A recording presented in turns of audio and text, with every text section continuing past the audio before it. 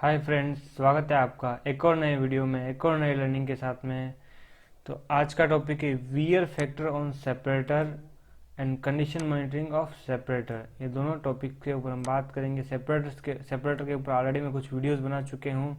आप वीआरएम का जो प्लेलिस्ट है उसमें जाके देखेंगे तो उसमें आपको वीडियोस मिलेंगे। तो चालू करते हैं आज का video. Wear factor on separator. Separator के अंदर वियर फैक्टर में क्या क्या चीज़ें मेन मैटर करती है वो है वेलोसिटी ऑफ पार्टिकल। जो आपका पार्टिकल आ रहा है सेपरेटर के अंदर एंटर कर रहा है वो कितना वेलोसिटी से आ रहा है, that is the main matter करेगा कि आपका ज़्यादा वेलोसिटी से आ रहा है कि कम वेलोसिटी से आ रहा है। वो वेलोसिटी एक वियर का इम्पोर्टेंट पार्ट है। एंगल ऑफ इम्पैक्ट, जो भी आपका रोटर ब्लेड है या गाइड वेंस है या स्टैटिक ब्लेड है उसके ऊपर कितना एंगल से वो मार रहा है, इम्पैक्ट कितना एंगल से वो कर रहा है आपका मटेरियल, वो एक फैक्टर करेगा वियर के लिए। शेप ऑफ पार्टिकल, शेप उसका कैसा है, वो ऐसे एज्ड एज उसमें ज़्यादा आ रही है कि वो राउंड शेप में है कि क्या है, उसके हिसाब से भी आपका वियर फैक्टर डिपेंड करेगा। हार्डनेस ऑफ पार्टिकल, पार्टिकल कितना हार्ड है कितना सॉफ्ट है वो भी एक मैटर करेगा। मटेरियल लोड, बल्क मटेरियल मास, जो मटेरियल का लोड और बल्क मटेरियल मास वो भी एक फैक्टर करेगा। Types of wear protection of surface, जो आपका सरफेस है उसके ऊपर वियर प्रोटेक्शन क्या लिया है, ए आर 360 है, एटीट्यूड 100 है कि क्या है, वो सब देखना है। वेटिड 100 है कि कौन सा वो यूज़ किया है वो डिपेंड करेगा। तो नेक्स्ट हम कर देखते हैं wear rate according to product. Product के हिसाब से wear rate milligram per kg, इसकी यूनिट क्या है मिलीग्राम। जो आपका मटेरियल वीर होगा वो मिलीग्राम में होगा पर केजी। सपोज एक केजी को ग्राइंड करेगा तो उसमें इतना मिलीग्राम वीर होगा। गोल्ड और को करेगा तो उसमें रोटर ऑफ माइल्ड स्टील है तो उसमें कितना होगा, और high grade steel, high grade MS है नॉर्मल तो उसमें कितना होगा, और हाई ग्रेड स्टील है उसमें कितना होगा। देखो 353 होगा आपका एमएस में, और हाई ग्रेड में आपका 144 मिलीग्राम, यानी कि ऑलमोस्ट हाफ से भी कम ये इसमें है। ये आपको हाई ग्रेड यूज़ करने पे, तो उसमें AR 360 यूज़ कर रहे हैं कि आप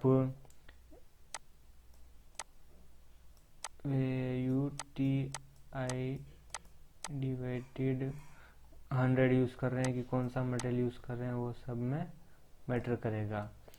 पोजोला यानी कि फ्लाई ऐश उसमें 120 इसमें आएगा। क्लिंकर में इसमें 7 to 300 है, इसमें 23.2 से 28.2 है।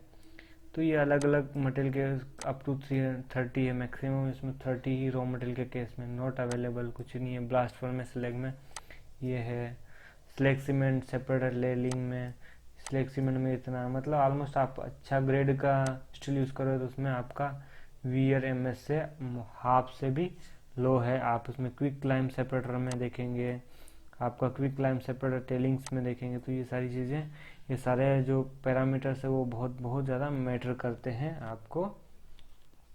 तो AR 360 क्या है और वेटेड 100 क्या है वो उस पर भी हम बात करेंगे। Summary of wear factors, summary हम देखेंगे तो wear rate increase almost with the square of the velocity of the particles.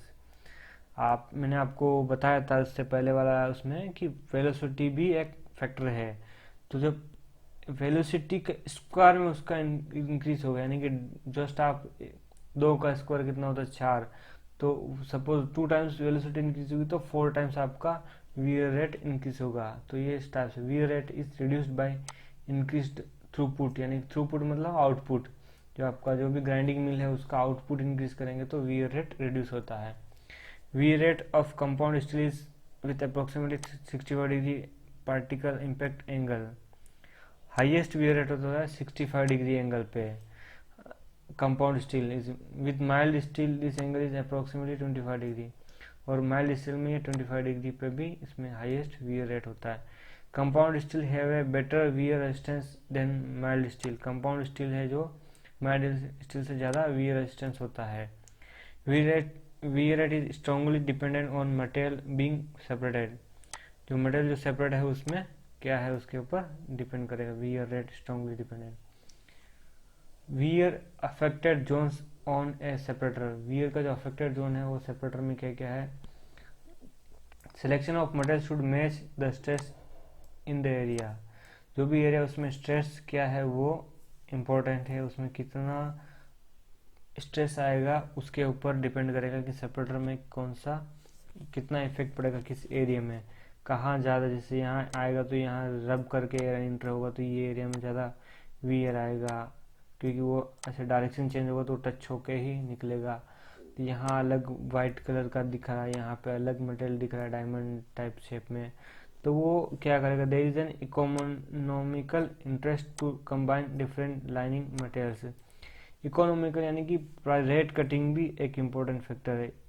इसका ज़्यादा रेट हो सकता है, इसका कम रेट हो सकता है, इसका कम रेट हो सकता है, इसका ज़्यादा रेट होगा, क्योंकि ये कम एरिया में लगाई हुई है तो इसका ज़्यादा रेट है, इसके लिए उसको कम एरिया में। और कहाँ लगाई है, जहाँ पे यहाँ पे वीयर ज़्यादा है, इसका ज़्यादा रेट है, इसका कम रेट है। तो वो सब रेट इन आपका प्राइस भी फैक्टर करेगा कि कब कौन सा कहाँ मटेरियल यूज़ करना है। सपोज आप हर जगह पे अलग अलग यूज़ किया जाता है। आप किलन के केस में जाओगे, सपोज किलन के केस में आप गए तो आप रिफैक्ट्री देखोगे तो इनलेट जो आउटपुट है कूलर की साइड से, आउटलेट है जहाँ बर्नर है, बर्नर का जो किलन का डायास है 5 टन से, सपोज 5 मीटर उसका किलन का डाया है तो ऑलमोस्ट 25 to 30 मीटर तक आपको मैग्नीशिया ब्रिक्स मिलेगी। मैग्नीशिया ब्रिक्स किसके लिए लगाते हैं, उसके बाद में सब एल्यूमिना ब्रिक्स मिलती है। एल्यूमिना ब्रिक्स तो वो क्या है, मैग्नीशिया ब्रिक्स की कॉस्ट एल्यूमिना ब्रिक्स से 3 टाइम्स ज़्यादा है, बट वो क्यों यूज़ कर रहे हैं, वहाँ पे वीयर ज़्यादा है। वो बहुत सारे फैक्टर्स में करेंगे, किलन के ऊपर कभी वीडियो बनाऊंगा तो उसमें बताऊंगा आपको कि उसमें क्या होता है ना क्या नहीं होता है। तो इस वीडियो में अभी कंटिन्यू करते हैं। Wear protection material on a separator का जो वियर प्रोटेक्शन मटेरियल है उसमें देखो, इसमें क्या, proven tube protection tube for drive shaft mild steel. इस प्रोटेक्शन ट्यूब है जो शाफ्ट है इसके बाद में एक प्रोटेक्शन ट्यूब लगाया जिससे कि उसका शाफ्ट का वियर आउट नहीं हो, उसके लिए लगाते हैं। लाइनिंग ऑफ डिस्प्रेशन डिस्क है, उसमें लाइनिंग का है, यहाँ पे लाइनिंग लगाया है उसका। और बफेल लाइनिंग, इसमें जो लाइनिंग लगाया, रोटर ब्लेड्स माइल्ड स्टील, ये सारे इसमें दिए गए हैं। तो इसमें कास्ट ब्लास्ट का मटेरियल होता है, सिरेमिक कास्टेबल्स होता है, डेंसिटी उसका अलग अलग है। सिरेमिक है, compound steel with hard facing है, इरोड्यूर, वियर स्टेशन प्लेट्स, ये सारे अलग अलग मटेरियल इसमें यूज़ किए जा सकते हैं सेपरेटर के अंदर, जो आपको वियर को प्रोटेक्शन के लिए, गाइडेंस के लिए आर प्लेट्स है, वियर रिंग्स, हार्ड फेसिंग है। तो कहाँ हार्ड फेसिंग कर सकते हैं, कहाँ क्या कर सकते हैं, उसमें दिया गया है। Wear protection servants separator SD130 का क्या मीनिंग है, आप मुझे कमेंट करके ज़रूर बताइए। SD130, 110 अलग अलग सेपरेटर के मॉडल्स आते हैं, उसका क्या मीनिंग है आप मेरे को ज़रूर कमेंट करके बताइए। इसमें लोअर कैन वेंस यानी कि जो यहाँ से मटेरियल फीड करेगा इस पर टकरा के एंटर करेगा, वो lower can. Bottom lower ring cylinders, यहाँ नीचे बॉटम में लोअर रिंग सिलेंडर्स है। रिंग लाइनर्स, रिंग का लाइनर है, यहाँ पे सील एयर गैप रहेगा उसके लिए। Wear plates on tailing chambers यानी कि जो आपका रिजेक्ट चूट है उसमें वियर प्लेट्स। इसमें after several wear problems material had to be changed from AR360 to वेट्यूट 100 अप्रोक्सीमेटली 62 HRC। आपका AR360 का मीनिंग है एब्रेसिव रेजिस्टेंस 360, उसका ग्रेड है। उसमें ब्रिनेल स्केल के हिसाब से हार्डनेस होता है। इसमें हाई कार्बन एलो स्टील होता है। AR360 का मैं बात कर रहा हूँ, इसमें हाई कार्बन एलोय होते हैं। और इसमें ब्रिनेल स्केल का हार्डनेस होता है 360, मतलब 360 इसका मैक्सिमम हार्डनेस होगा। और इसमें आप 330 के अप्रोक्सीमेटली मिनिमम इसका हार्डनेस होगा, मिनिमम मैक्सिमम हार्डनेस इसका इस टाइप से होगा। वेट्यूड 100 का मीनिंग है कि इसमें इसकी मटेरियल में क्या एब्रेसिव, इम्पैक्ट, कोरोशन, टेम्परेचर, ये सब के ऊपर ये वियर रेजिस्टेंस सब में को रेजिस्टेंस करने की इसमें कैपेसिटी होती है। इसमें क्रोमियम कार्बाइड होता है वेट्यूड 100 में क्रोमियम कार्बाइड होता है। क्रोमियम कार्बाइड को क्या है कि उसकी जो हार्डनेस को विकर्स हार्डनेस से मेजर किया जाता है, HV से है, तो उसकी HV 2200 के अप्रोक्सीमेटली होती है इसकी HV हार्डनेस। ये तो हार्डनेस इसकी ज़्यादा है, इसकी एब्रेशन भी है, इम्पैक्ट भी में करेगा और कोरोशन में भी ये रेजिस्टेंस है। टेम्परेचर है इसका ऑलमोस्ट 390 डिग्री मैक्सिमम टेम्परेचर तक ये विस्टैंड करेगा वियर प्रोटेक्शन। तो हमारा उतना टेम्परेचर नहीं जाता है तो उसको हम यूज़ कर सकते हैं। इसके लिए इसको चेंज किया, उसमें कॉस्टिंग भी कम है, उसमें वेल्डिंग अगेन हार्ड फेसिंग कर सकते हैं, तो उसको अच्छा इसमें बेनिफिट है। Wear prevention inspection must be performed in order to detect wear. Inspection है जो वो कहाँ कहाँ वियर उसको चेक करना है। हमने रिपेयर किया हुआ ऑलरेडी, उसमें कहाँ कहाँ डैमेज है वो देखना है। Points and define further counter measure at the earliest possible stage में उसको काउंटर मेजर देखना है। Avoid junction point and uneven lining surface, turbulence with consequential erosion. उसमें टर्बुलेंस क्या है, उसमें कॉन्सिक्वेंस क्या है, इरोजन क्या है, वो उसमें टर्बुलेंस कितना वो आ रहा है, साइक्लोनिक इफेक्ट कितना हो रहा है, वो मेन इफेक्ट करेगा। Check the distribution of the material to be separated and improve if require if possible. जो मटेरियल का सेपरेशन है वो इम्प्रूव करना है। क्या कोर्स एंड फाइन आ रहा है तो उसके भी problem. Air through one channel can be throttle in case of heavy wear on rotor plates in area 2 horizontal guide plates divided the sepals upper housing into 3 channels. Air inlet damper vents can be adjusted. Avoid they are normally fully open but can be adjusted in the case of uneven air distribution. Uneven air distribution को बंद करते हैं, separating air emitted ये इसमें दिया गया है। Wear prevention में हम देखेंगे check the air distribution velocity and उसको वेलोसिटी उसको चेक करना है, उसको एडजस्ट करना है, इफ रिक्वायर्ड है उसको एडजस्ट कर सकते हैं। कैसे वेलोसिटी मेजर करना है, उसके लिए आपको क्या है नोजल रिंग का एरिया मेजर करना पड़ेगा। आपको क्यू मतलब डिस्चार्ज बराबर होता है एरिया इनटू वेलोसिटी। आपका डिस्चार्ज कितना है, वेलोसिटी कितना है, ये सब निकालने के लिए बहुत अच्छा कैलकुलेशन है, वो आप निकाल सकते हो। उसमें आपको एयर का डेंसिटी पिटो ट्यूब से निकालना पड़ेगा, एयर का वेलोसिटी निकालना पड़ेगा, वो सब उससे मेज़र कर सकते हैं आप। डिस्चार्ज कितना जा रहा है, वेलोसिटी कितना है, एरिया कितना है, उससे कैलकुलेट करके आपको मालूम चलेगा, वो आप निकाल सकते हैं। Measure and reduce the air flow rate to the designed air flow rate if required if production allows. Production का हमारा इम्पैक्ट नहीं होना चाहिए, प्रोडक्शन इम्पैक्ट ना हो और हमको एयर फ्लो रेट और उसको देखना है। एयर फ्लो रेट जो क्यू है वो निकाल सकते हैं एरिया इनटू वेलोसिटी से, ठीक है।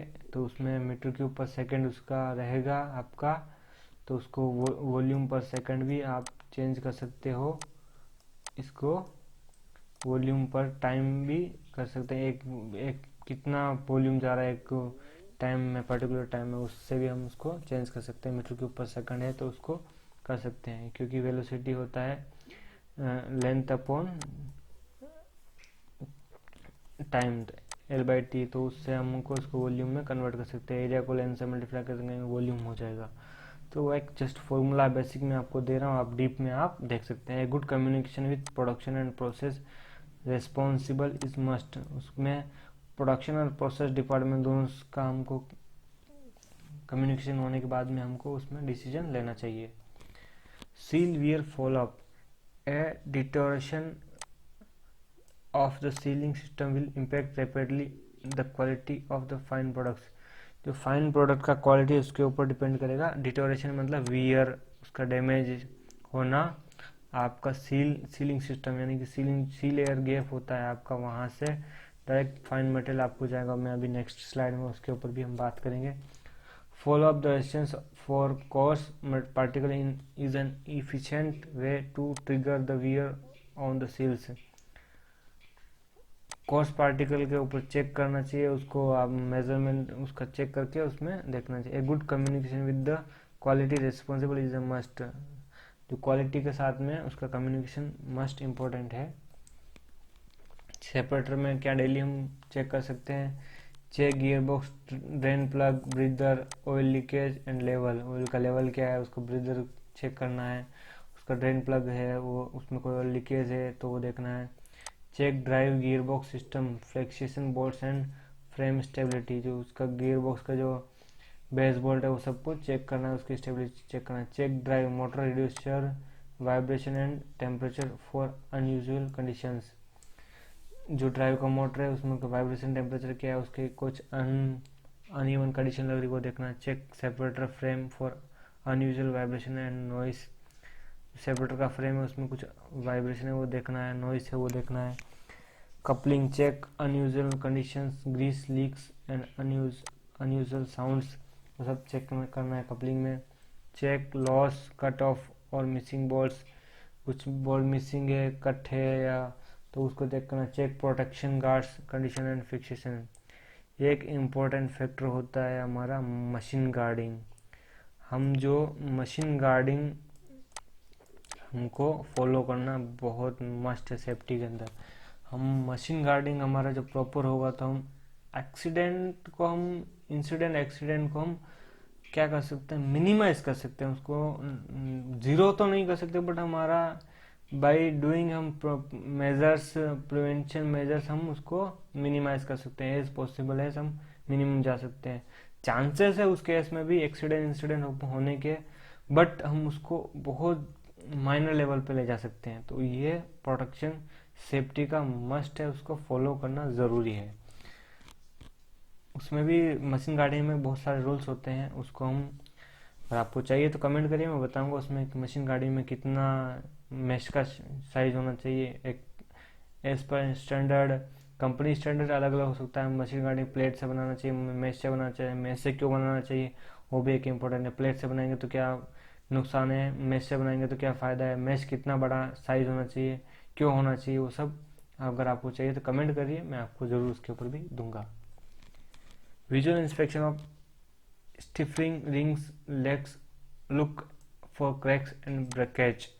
स्टिफरिंग रिंग है, स्टिफनर है लगाया हुआ सपोर्ट के लिए, वो डैमेज है ब्रेक है। Of the collecting telling hoppers, उसमें कलेक्टिंग टेलिंग हॉपर्स में चेक करना है। और lining of upper housing sections, lining of lower housing sections, lining of metal feeder, rotor blade, ये सब में चेक करना है, लाइनिंग चेक करना है, उसमें कुछ डैमेज है, वियर है, उस सबको देखना है। जब बंद कंडीशन में ये सारी चीज़ें देखना है। इसमें रनिंग कंडीशन में था, ये बंद कंडीशन में हम बात कर रहे हैं। सेपरेट इंस्पेक्शन इक्विपमेंट, जब visual inspection of lining of collection cone, fines discharge, upper rotor disc, guide vanes, protective ring for the guide vanes, bearing of the axis ring, ये सब जगह पे हमको वियर चेक करना चाहिए। कुछ डैमेज है, कुछ बोल्ट मिसिंग है, वो सभी चीज़ों को हमको देखना है। जब हम इन सब चीज़ों को देखेंगे, उन सब चीज़ों को मेजर करेंगे, रेगुलर प्रैक्टिस होगा तो एक मेन इम्पोर्टेंट फैक्टर होता है same person every time inspection करना है। सपोज एक बार राम गया इंस्पेक्शन के लिए, दूसरी बार श्याम गया, तीसरी बार लखन गया, तो उससे क्या फ़ायदा है, क्या नुकसान है? उससे यह नुकसान है कि राम ने कुछ देखा हो, कुछ ऑब्जर्वेशन किया हो, सामने कुछ ऑब्जर्वेशन करेगा, लखन कुछ ऑब्जर्वेशन करेगा, दोनों सबका अलग अलग। और राम सपोज आज गया, 10 दिन बाद में वही जाके इंस्पेक्शन किया, 20 दिन बाद में वही जाके इंस्पेक्शन, हाँ ठीक है श्याम लखन रेंडमली कभी, बट राम कंटिन्यूसली जाना चाहिए, वो देखना चाहिए उसका ऑब्जर्वेशन, तब जाके एक्चुअल ट्रबल शूटिंग हो पाएगा। नहीं तो हम समझ में नहीं आएगा कि क्या प्रॉब्लम है, क्या है, क्यों है। ये देखो separator inspection equipment, readjust for the seal for the rotor, ये इसका सील है, इसको रीएडजस्ट करना है। ये गैप है, ये गैप दिखाया गया है, इसको एडजस्ट करना ज़रूरी है। ये लेवरेज रिंग है, यहाँ से आपका रोटर का रहेगा, रोटेशन का, तो इसको देखना है। ये रोटर का रोटेशन है, ये रोटर का ब्लेड है, यहाँ पे जो गैप है उसको देखना ज़रूरी है। वो गैप हमारा ज़्यादा नहीं होना चाहिए। ये 5 mm दिखाया गया है, अप्रोक्सीमेट 5 mm, इधर 2 mm वो होना। Check the gap and adjust the manufacturer specification, manufacturer के स्पेसिफिकेशन हिसाब से उसको एडजस्ट करना है। Bigger gap will impact the process, कॉस्ट particle will make to the fine sides. क्या होगा कि अगर गैप ज़्यादा होगा तो जो कॉस्ट पार्टिकल है वो फाइन की तरफ में जाएंगे। And will cause additional wear on the separating air duct, जो सेपरेटर एयर डक्ट है उसमें एडिशनल वियर होगा, उसकी वजह से वो देखना है। ये देखो इसमें आपको दिखाया गया है, ये सील गैप है, अगर ज़्यादा होगा तो क्या है, यहाँ से आपका कॉस्ट मटेरियल इधर जाएगा, यहाँ से भी इधर आएगा, ये दोनों में प्रॉब्लम क्रिएट करेगा। तो उसके लिए उसमें देखना, ensure resin air duct are open, if not dust will enter the area creating wear. यहाँ पे डस्ट इंटर होगा और ये एरिया क्रिएट करेगा। A bigger gap will impact the process, कॉस्ट particle will make to the fine side and it will cause additional wear on the separating air duct. उसको देखना चाहिए, इसी गैप को मिनिमम मेंटेन करना चाहिए। As the seal of the rotor, ठीक है। If the rotor is unbalanced vibration will generate. Rotor unbalance का क्या रीज़न हो सकता है? आपका रोटर में क्या है कि कई बार आपका कुछ वियर होने की वजह से, जैसे नया रोटर है तो वो अनबैलेंस्ड आ सकता है, उसमें मटेरियल कहीं कम होगा ज़्यादा होगा, तो उसको वेल्डिंग करके आपका टेकोमीटर से उसका बैलेंसिंग चेक करके कितना डिग्री पे लगाना है वो सब देख के उसको अनबैलेंस को बैलेंस कर सकते हैं। और रनिंग कंडीशन में अगर आपका वाइब्रेशन आ रहा है तो रोटर में कहीं कोई मटेरियल सेट हो गया होगा, उसको मटेरियल को क्लीन करना ज़रूरी है। अगर आप क्लीन करोगे तो प्रॉब्लम नहीं होगा। This can be result of uneven wear on the rotor blades. Rotor के ब्लेड्स में अनइवन वियर को वो करेगा। The lower bearing is usually with in the separator and can not be inspected while in operation. जो lower bearing है separator का वो running में हम उसको इंस्पेक्ट नहीं कर सकते, वो बंद कंडीशन में ही इंस्पेक्ट कर सकते हैं। Therefore it is recommended to install both a thermocouple and accelerometer to monitor the bearing condition. जो थर्मोकपल उसमें मेंटेन लगाना चाहिए, उसको देखना चाहिए। Make sure the shaft is not wobbling, check wear on bushing और पोजिशन ऑफ टेंशन रॉड्स, इसके ऊपर हमको देखना चाहिए। शाफ्ट में कोई वॉबलिंग नहीं है, उसमें बुशिंग और पोजिशन उसको देखना है। Disconnect the pipes feeding lubricant and check whether they are plugged at the end. इसका मीनिंग क्या है? जो ये आपका ग्रीस का आ रहा है, लेब्रिज सील के लिए आ रहा है, दोनों लाइंस आ रही है, तो वो प्रॉपर सील्ड है कि नहीं है उसको चेक करने के लिए उसको डिस्कनेक्ट करके थोड़ा सा हिला कर देखना चाहिए, तो पता चलेगा कि वो प्रॉपर है नहीं। यहाँ पे 2 टेपर रोलर बीरिंग दिखाया गया है डबल रोलर का, तो वो एक बीरिंग है, ये सेपरेटर का बॉटम बीरिंग है, इसमें साइड से उसको सेंटर करने के लिए एडजस्ट किया जाता है।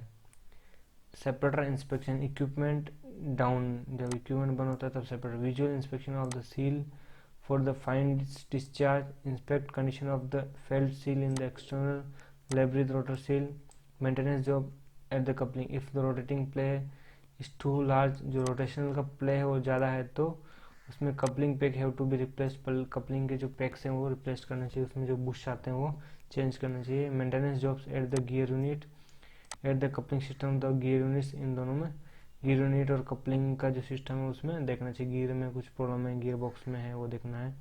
कपलिंग्स को देखना है। Maintenance job at the central lubrication system, जो सेंट्रल लुब्रिकेशन सिस्टम होता है CLS जिसको बोलते हैं सेंट्रल लुब्रिकेशन, जो उसमें प्रॉपर जो शेड्यूलिंग है उसको देखना चाहिए। उसके ऊपर भी मैं वर्कआउट कर रहा हूँ, एक एक्सेल शीट में बना रहा हूँ, एक PPT बना रहा हूँ, उसमें आपको मैं बताऊंगा कि कौन से नंबर की बीरिंग में कितना ग्रीस करना चाहिए, कितना क्वांटिटी, कितना फ्रीक्वेंसी, उसके ऊपर मैं वर्कआउट कर रहा हूँ।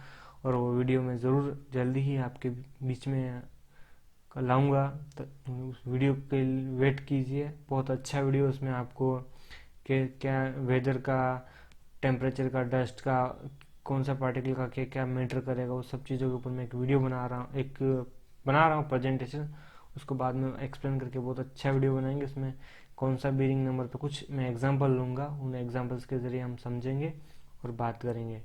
तो दोस्तों इस वीडियो में इतना ही।